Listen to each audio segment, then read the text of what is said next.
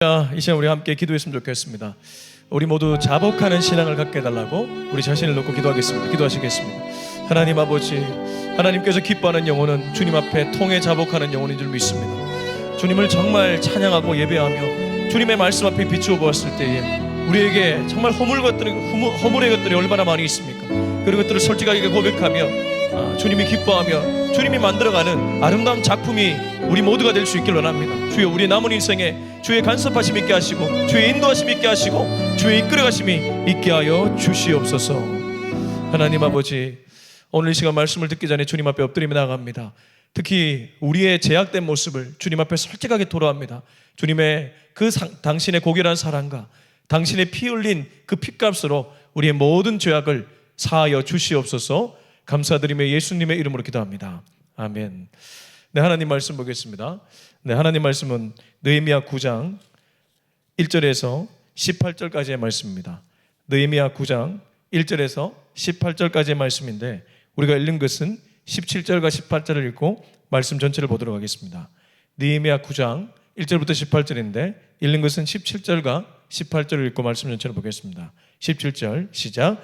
거역하며 주께서 그들 가운데서 행하신 기사를 기억하지 아니하고 목을 굳게 하며 배역하여 스스로 한 우두머리를 세우고 종되었던 땅으로 돌아가고자 하였나이다.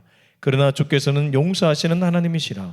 은혜로우시며 긍휼히 여기시며 더디 노하시며 인자가 풍부하심으로 그들을 버리지 아니하셨나이다. 또 그들이 자기들을 위하여 송아지를 부어 만들고 이르기를 이는 곧 너희를 인도하여 애굽에서 나오게 한 신이라 하여 하나님을 크게 모독하였사오나. 아멘. 여러분, 신앙생활과 교회생활은 다릅니다. 우리가 교회를 다니는 것과 신앙이 생기는 것은 전혀 다르다는 것이죠. 교회를 오랫동안 다녀도 신앙생활을 하지 않고 교회를 다니는 사람이 있는가 하면 교회에 첫 발을 디딜 때부터 신앙생활에 들어간 사람들이 있습니다. 그러면 교회생활과 신앙생활의 차이는 무엇입니까? 예수가 진짜 나의 주인이 되었느냐 안 되었느냐, 바로 그 차이가 교회생활과 신앙생활의 차이인 줄로 믿습니다. 여러분은 예수가 주인 되었습니까?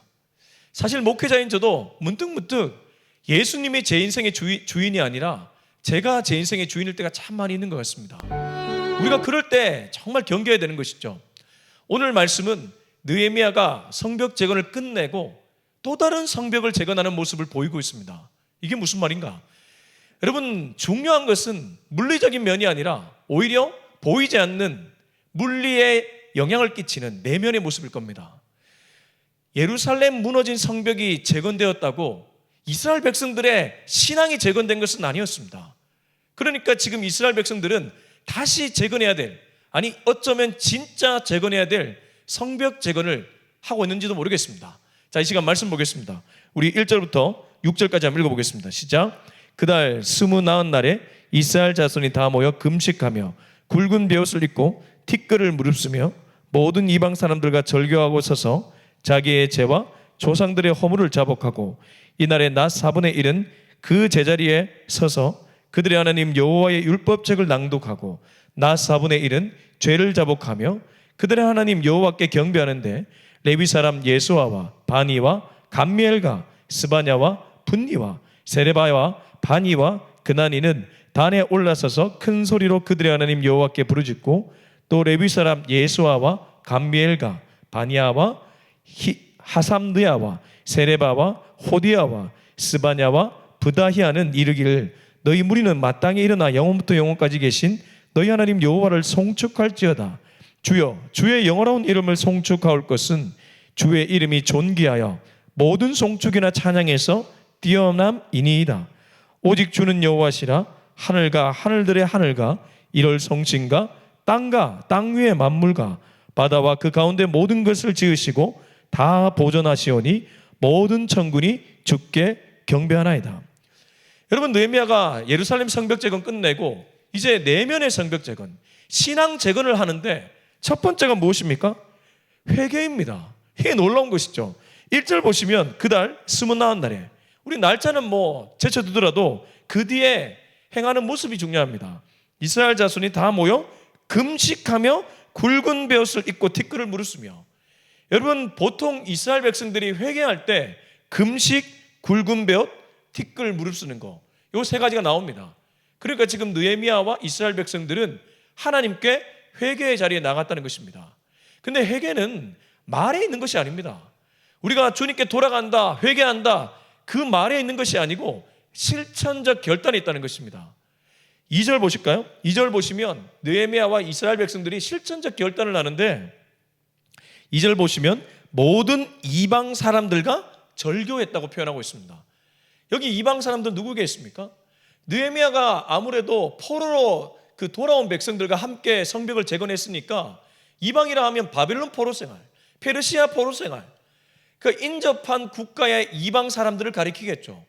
근데 이걸 영적으로 해석하자면, 지금 이 시대요 적용하자면, 신앙인이 아니라 세상 사람들에게 동화되어서 살아가는 것. 분명히 예수님이 주어가 되었는데 주인이 바뀌었음에도 불구하고 여전히 세상이 주인 되어서 살아가는 것, 그것들과 정확하게 절교했다는 것을 가리킵니다. 여러분, 신앙은 완전히 돌아서는 것을 가리킵니다. 반쯤 걸치는 것이 신앙이 아니라 완전히 돌아서는 것이 신앙이라는 것이죠. 느헤미야는 완전히 돌아서는 것을 지금 이스라엘 백성들과 함께 나아가고 있습니다. 그리고 자기의 죄와 조상들의 허물을 자복하고 있죠. 근데 이렇게 회개할 때에 이스라엘 백성들에게 크게 영향을 끼쳤던 두 가지가 있습니다. 그게 4절부터 6절인데, 여기 3절에 보시면 우선 이날에 낮 4분의 1은 그 제자리에 서서 그들의 하나님 여호와의 율법책을 낭독했다고 기록하고 있습니다. 그렇습니다. 회개는 아무에게나 일어나는 것이 아니라 말씀에 노출된 사람에게 일어난다는 것입니다. 하나님의 말씀이 들어오면 그 말씀의 힘이 어둠을 물리치게 된다는 것이죠. 말씀을 듣지 않으면 회개할 일도 없습니다. 회개할 부분이 발견되지 않기 때문입니다. 여러분, 빛이 임하면 어둠이 물러가지 않습니까? 그리고 어두워진 부분이 보이지 않습니까? 예를 들어 여기도 지금 조명이 있는데요, 조명이 비치는 부분은 환하지만 조명이 비치지 않는 부분은 환하지 않습니다. 그래서 주의 말씀은 내 발의 등이요 내 길의 빛이라고 말하지 않습니까? 말씀이 들어오니까 말씀에 어울리지 않는 것들이 드러나기 시작합니다. 왜 성도가 말씀을 읽어야 됩니까? 말씀을 읽지 않으면 우리는 하나님의 백성으로 살아가는 모습이 전혀 나타나지 않기 때문입니다. 매일 하나님의 말씀을 읽고 그 말씀을 듣고 그 말씀대로 살아갈 수 있는 저와 여러분이 되었으면 좋겠습니다. 그러니까 낮 4분의 1은 자연스럽게 말씀을 낭독했기에 죄를 자복하는 데 나갔죠. 그리고 3절 끝절을 보시면 그들의 하나님 여호와께 경배했다. 여러분, 회개의 동기는 말씀이라면 회개한 자들에게 나타나는 반응은 예배입니다. 4절에서 6절 보면 이 예배에 대해서 아주 중요한 포인트가 되는 단어들이 등장하는데, 4절 끝절 여호와께 부르짖었다. 그리고 5절과 6절에 나오는 송축하다.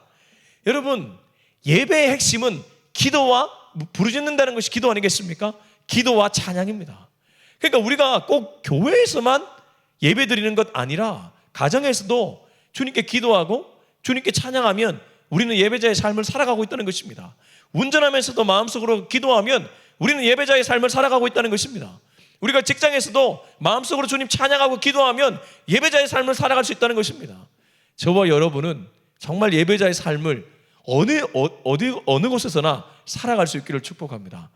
자, 그리고 이 이후의 스토리를 보면 이 예배의 대상 되시는 하나님이 누구신지를 너무나 잘 알려주고 있습니다.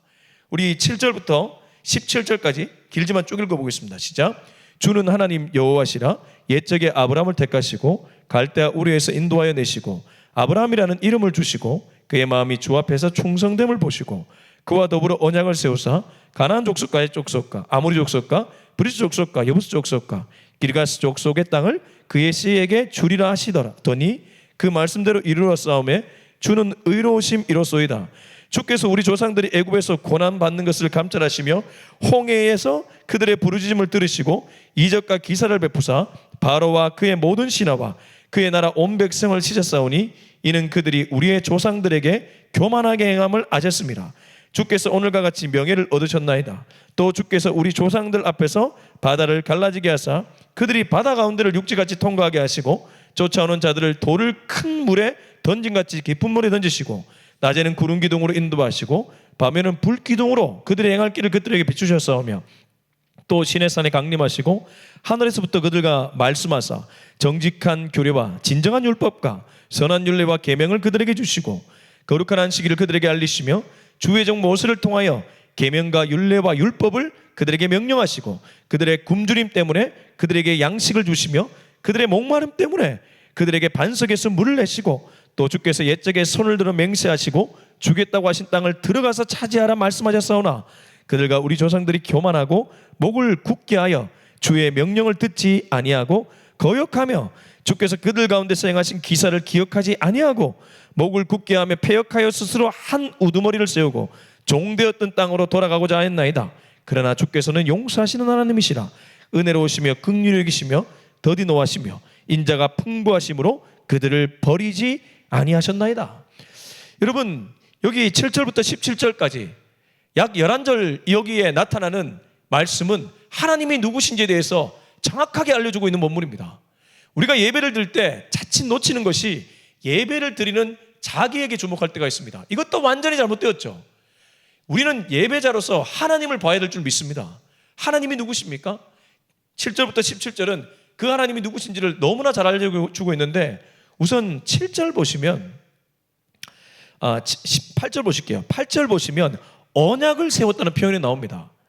그의 마음이 주 앞에서 충성됨을 보시고 그와 더불어 언약을 세우사. 구약 성경에서 하나님을 묘사하는 것 중에 하나가 언약을 체결하신 하나님, 우리에게 언약을 허락하신 하나님, 언약의 하나님이라는 표현을 많이 씁니다. 곳곳에 언약의 하나님의 모습이 드러난다는 것이죠. 그러면 언약의 하나님은 무엇인가? 여러분, 사람도 약속을 지키기 위해 애를 씁니다. 특별히 윗사람과 약속할 때 우리가 그 약속을 지키기 위해 얼마나 애를 씁니까? 만약 오늘 내가 굉장히 높은 지위에 있는 사람과 약속을 했다. 10분 전, 아니 30분 전에 나가 있지 않겠습니까? 사람과의 약속도 이렇게 지키려고 애를 쓰는데 하나님이 하신 약속이면 어떻겠습니까? 그래서 언약의 하나님, 약속의 하나님이라고 그럴 때는 변치 않는 하나님을 가리킵니다. 사람은 변합니다. 나라도 변합니다. 사람은 오늘 다르고 내일 다릅니다. 아무리 신실한 사람이라고 할지라도 그 사람의 말은 가끔 그 말과 다를 때가 있습니다. 아무리 정직한 사람도 그 정직성이 100%가 될 수가 없다는 것입니다. 그러나 우리 하나님은 100% 정직하신 하나님인 줄로 믿습니다. 그분은 변치 않으십니다. 왜 우리가 하나님께 예배드려야 됩니까? 그분은 변치 않으신 분이기 때문입니다. 영원토록 우리를 사랑해 주시는 분이기 때문입니다. 그리고 두 번째가 8절 끝절을 보면 약속의 땅, 이 족 땅을 그의 씨에게 주시리라. 여기 씨가 무엇입니까? 후손. 근데 이 후손이 어디까지 이어지냐 하면 나중에 아브라함과 다윗의 후손, 다윗의 자손 예수 그리스도의 계보라. 마태복음 1장 1절이죠. 그래서 이 후손은 결국 예수까지 이어지는데 구약에서 신약까지 이어지는 이 후손은 하나님은 끝까지 책임져 주시는 분이다. 언약의 하나님이 변치 않으시는 하나님을 가리킨다면 후손, 씨를 주신 하나님은 끝까지 책임져 주시는 하나님을 가리킵니다. 여러분, 사람은 끝까지 책임 못 집니다. 그렇지 않습니까? 목회자가 어떻게 성도님들을 다 끝까지 책임져 줄 수 있겠습니까? 그러나 우리가 믿는 하나님은 끝까지 우리를 책임져 주시는 분인 줄로 믿습니다. 시편 23편 마지막 절을 보면 내 평생의 선하심과 인자하심이 정녕 나를 따른다는 표현이 나옵니다. 내 평생의 선하심과 인자하심, 하나님의 선하심과 인자하심이 나를 따른다고 할 때 이 따름이 히브리어 원어로 보면 추격해 온다는 것입니다. 이게 달리 말하면 무슨 뜻입니까?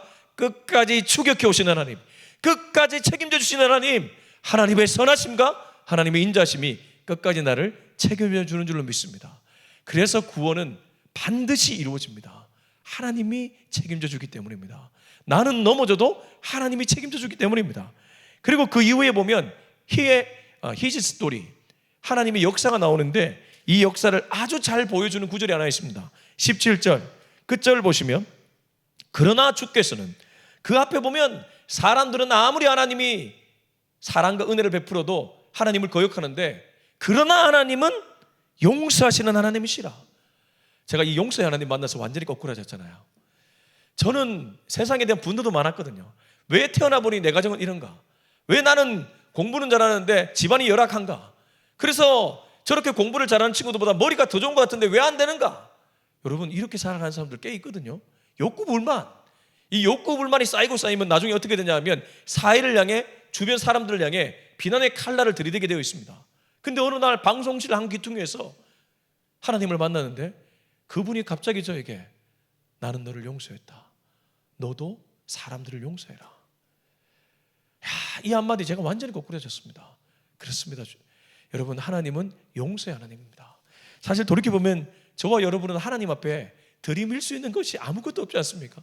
근데 하나님은 우리의 어떠함이 아니라 우리의 존재 그대로 받아주시는 분인 줄로 믿습니다. 이 용서의 하나님에 대해서 어떻게 표현하고 있냐면 이렇게 얘기합니다. 은혜로우시며 긍휼히 여기시며 더디 노하시며 인자가 풍부하심으로 그들을 버리지 아니하셨나이다. 여러분 18절 한 번만 더 읽어보겠습니다. 18절 시작. 또 그들이 자기들을 위하여 송아지를 부어 만들고 이르기를 이는 곧 너희를 인도하여 애굽에서 나오게 하신 신이라 하여 하나님을 크게 모독하였사오나. 여전히 우리는 이 자리에 있습니다. 우리는 18절에 있을 때가 더 많이 있다는 것입니다. 18절에 보면 자기들을 위하여 송아지를 부어 만듭니다. 우리를 인도하여 애굽에서 나오게 하신 하나님을 모독합니다. 우리는 우리를 위해 살아갈 때도 많이 있고 하나님을 모독할 때도 많이 있습니다. 근데 하나님은 끝까지 우리를 인내하시며 용서하시는 하나님이라는 것입니다. 여러분, 신앙의 재건이 무엇입니까? 신앙생활이 무엇입니까? 이 하나님을 끝까지 보는 일인 줄로 믿습니다. 저와 여러분의 시선은 땅을 보는 것도 아니고 나를 보는 것도 아니고 끝까지 하나님을 봄으로써 이 용서의 하나님을 붙잡고 용서의 하나님의 사랑을 통해 천국까지 잘 신앙 여정 마칠 수 있기를 주 예수의 이름으로 축원합니다. 우리 같이 한번 기도했으면 좋겠습니다. 이 시간 함께 기도할 때 주님, 정말 주님의 말씀처럼 주님이 누구신지를 정확하게 알고 이 용서의 하나님을 붙들고 나아가는 우리가 되게 하여 주시옵소서. 우리 같이 통성으로 기도하시겠습니다. 하나님 아버지, 하나님이 누구신지 알게 해주시며 감사합니다. 주님은 용서하신 하나님이십니다. 주님은 끝까지 책임져 주신 하나님이십니다. 주님은 변치 않는 분이십니다. 사람은 변하고 세상은 변하고 내가 딛고 있는 직장 모든 것들이 다 변하지만 주님은 변하지 않는 분인 줄로 믿사오니 이 변치 않는 주님을 붙잡고 평생토록 이 주님 때문에 감사가 흘러넘치는 인생 되게 하여 주시옵소서. 이제는 우리 주 예수 그리스도의 은혜와 하나님의 사랑과 성령의 기름 부으심이 용서의 하나님, 끝까지 책임져 주신 하나님, 변치 않으신 하나님, 이 하나님을 바라보며 신앙 여정을 잘 마치기로 다짐하는 우리 모두의 머리 위에 지금부터 영원토록 함께하기를 간절히 축원하옵나이다. 아멘.